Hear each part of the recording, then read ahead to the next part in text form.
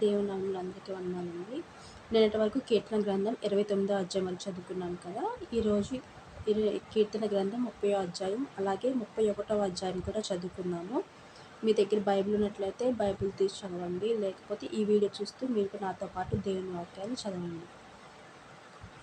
కీర్తన గ్రంథం 30వ అధ్యాయం. యెహోవా, నా శత్రువులను నా విషయమై సంతోషింపనీయక నీవు నన్నుద్ధరించి ఉన్నావు.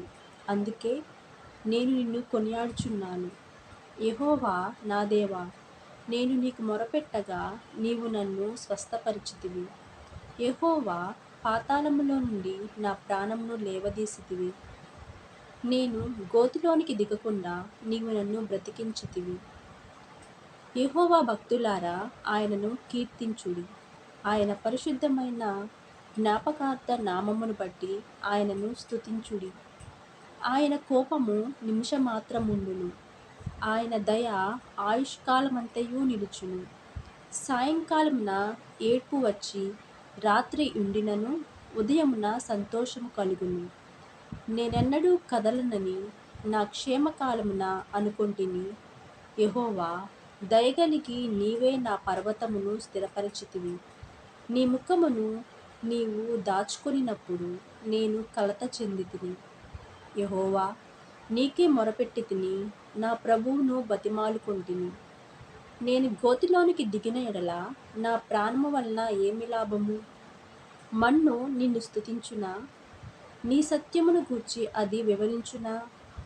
యెహోవా, ఆలకింపుము, నన్ను కరుణింపుము. యెహోవా, నాకు సహాయుడవై ఉండుము.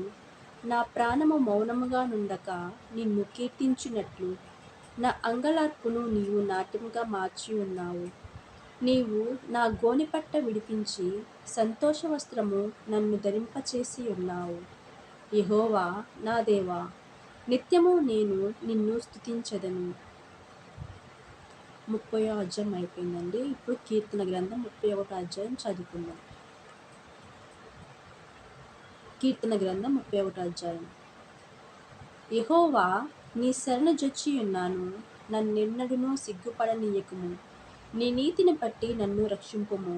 నాకు నీ చెవియొగ్గి నన్ను త్వరగా విడిపించుము. నన్ను రక్షించుటకు నాకు ఆశ్రయ శైలముగాను ప్రాకారము గల ఇల్లుగాను ఉండుము. నా కొండ, నా కోట నీవే. నీ నామమును బట్టి త్రోవ చూపి నన్ను నడిపింపుము. నా ఆశ్రయదుర్గము నీవే. నన్ను చిక్కించుకొనుటకై శత్రువులు రహస్యముగా ఒడ్డిన వలలో నుండి నన్ను తప్పించుము. నా ఆత్మను నీ చేతికి అప్పగించుచున్నాను. యెహోవా సత్యదేవా, నన్ను విమోచించువాడవు నీవే. నేను యెహోవాను నమ్ముకొని ఉన్నాను. వ్యర్థమైన దేవతలను అనుసరించువారు నాకు అసహ్యులు. నీవు నా బాధను దృష్టించి ఉన్నావు. నా ప్రాణ బాధలను నీవు కనిపెట్టి ఉన్నావు. కావున నీ కృపను బట్టి నేను ఆనందభరితుడనై సంతోషించెదను. నీవు శత్రువుల చేత నన్ను చెరపట్టలేదు. విశాల స్థలమున నా పాదములు నిలవబెట్టితివి. యెహోవా, నేను ఇరుకున పడియున్నను, నన్ను కరుణింపుము. విచారము గల నా కన్ను క్షీణించుచున్నది. నా ప్రాణము, నా దేహము క్షీణించుచున్నవి. నా బ్రతుకు దుఃఖముతో వెళ్ళబుచ్చుచున్నాను. నిట్టూర్పులు విడుచుటతో నా ఏండ్లు గతించుచున్నవి. నా దోషమును బట్టి నా బలము తగ్గిపోవచున్నది. నా ఎముకలు క్షీణించుచున్నవి. నా శత్రువులందరికీ నేను నిందాస్పదుడనైతే ఉన్నాను. నా పొరుగు వారికి విచారకారణముగా ఉన్నాను. నా నెలవరులకు భీకరుడనై ఉన్నాను. వీధిలో నన్ను చూచువారు నా ఎదుట నుండి పారిపోవుదురు. మరణమై స్మరణకు రాకున్న వాని వలె మరువబడితిని. ఓటి కుండ వంటి వాడనైతిని. అనేకులు నా మీద దురాలోచనలు చేయుచున్నారు. నాకు ప్రాణహాని చేయుటకు యోచించుచున్నారు. వారు గుసగుసలాడుట నాకు వినపడుచున్నది. నలుదిశలను నాకు భీతి కలుగుచున్నది. యెహోవా, నీ యందు నమ్మిక ఉంచి ఉన్నాను.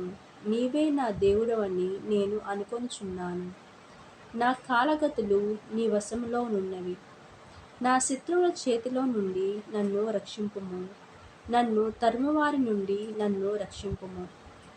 నీ సేవకుని మీద నీ ముఖకాంతి ప్రకాశింపచేయుము. నీ కృపచేత నన్ను రక్షింపుము. యెహోవా, నీకు మొరపెట్టియున్నాను, నన్ను సిగ్గునొందనీయకుము. భక్తిహీనులు సిగ్గుపడుదురుగాక, పాతాళమునందు వారు మౌనులై ఉందురుగాక.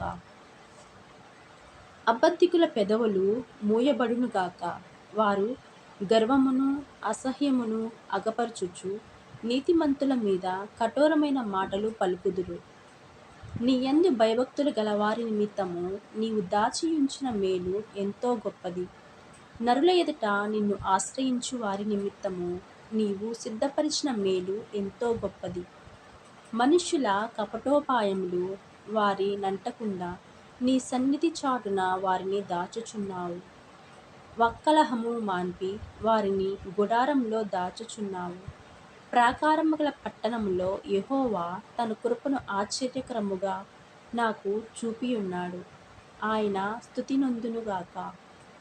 భీతి చెందిన వాడనై నీకు కనపడకుండా నేను నాశనమైతిననుకొంటిని. అయినను నీకు నేను మొరపెట్టగా నీవు నా విజ్ఞాపనల ధ్వని ఆలకించితివి. యెహోవా భక్తులారా, మీరందరూ ఆయనను ప్రేమించుడి. యెహోవా విశ్వాసులను కాపాడును. గర్వముగా ప్రవర్తించు వారికి ఆయన గొప్ప ప్రతీకారము చేయును. యెహోవా కొరకు కనిపెట్టు వారలారా, మీరందరూ మారుమనస్సున ధైర్యము వహించి నిబ్బరముగా నుండుడి. ఇంతటితో కీర్తన గ్రంథం 31వ అధ్యాయం కూడా పూర్తయిందండి. రేపు 32వ అధ్యాయం అలాగే 33వ అధ్యాయం చదువుకుందాము. మీ దగ్గర బైబిల్ ఉన్నట్లయితే మీరు కూడా బైబిల్ తీసి టైంకి చూసి చదవండి, లేకపోతే వీడియో చూసి చదవండి. దేవునికి మహిమ కలుగును గాక. ఆమేన్.